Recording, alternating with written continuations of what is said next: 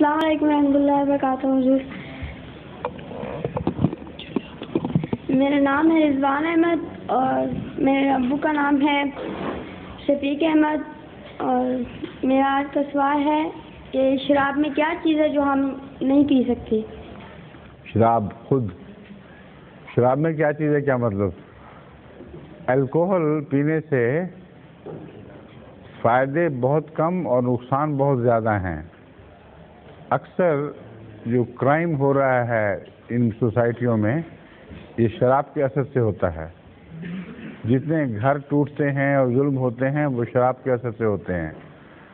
اور جتنی دولت ضائع ہوتی ہے اس کا کوئی شمار ہی نہیں. تم یہ دیکھ لو کہ ایک دن میں انگلستان میں جتنا رقم شراب پہ خرچ کی جاتی ہے اس سے بعض غریب ملک ایتھوپیا وغیرہ کئی مہینوں تک روٹی کھا سکتے ہیں سارے کے سارے. تو ایک تو ویسٹیج بے شمار ہے، دوسرے اپنی عقل اور ہوش و حواس کھو دیتا ہے آدمی. اس کے نتیجے میں بیہودہ حرکتیں، بکواس شروع کر دیتا ہے، اپنے بیوی بچوں پہ ظلم. پھر یہ کہ غریب عوام کی کثرت ہوتی ہے اور امیر لوگوں کی کمی ہوتی ہے، وہ نسبتاً کم تعداد میں ہوتے ہیں.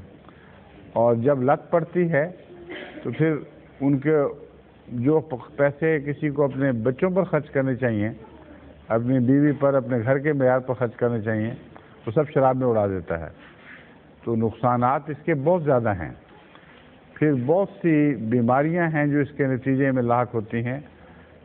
شرابی کو جگر کا کینسر عام آدمیوں سے بہت زیادہ ہوتا ہے. شرابی کو دل کی تکلیف عام آدمیوں سے بہت زیادہ ہوتی ہے. اس لیے اس کی خرابیاں گنتے جاؤ، اس کے مقابلے پر فائدہ صرف تھوڑی دیر کا مزہ. اس مزے کے مقابلے پر یہ نقصان بہت زیادہ ہیں.